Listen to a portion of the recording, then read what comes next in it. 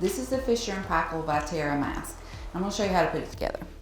So with this mask, you do have clips that will hook on the bottom of the mask. So I would take it and hook those on first, so you know that it's on right side up. So then you can take your top Velcro straps and unvelcro them, and they're going to go through these little holes at the top and then come back and Velcro to themselves. And do the same thing on the other side. And now you're ready to fit your mask.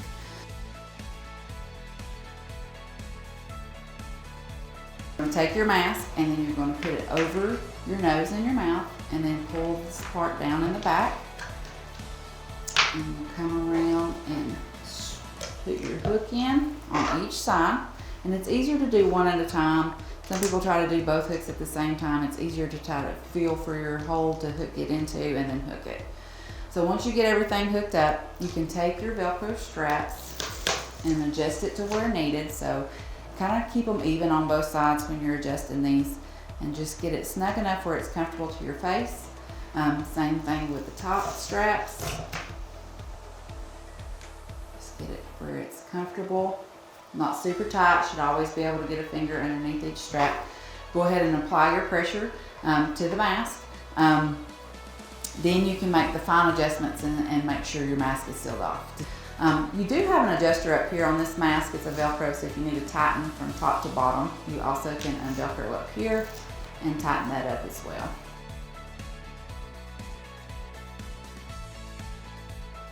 To see if you have leaks, you can just take your fingers and run your fingers around where the mask seals against your face. If you don't feel any air coming out, it's a good sign that you're sealed well. You will feel air coming out of the front of the mask. That's your exhalation right there. You don't want to cover that up. That lets the carbon dioxide you're breathing out of the mask.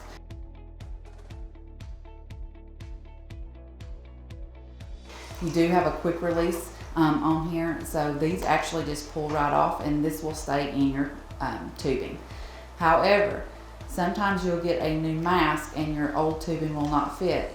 This is usually stuck in the end of your tube. So if you ever have that issue and you got a new mask and it will not fit, just check to see if that quick release is still in your tube.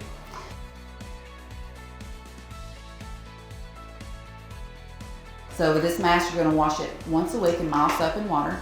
The cushion part that touches your face can be washed every day, and we encourage that. So you can just pull it off and wash it in soapy water every day, or use a non-alcoholic wipe such as a CPAP mask wipe. These are changed monthly. You receive extras when in your box, so make sure you get those swapped out appropriately. So this is the Vitera. If you have any other questions or concerns, please don't hesitate to give us a call.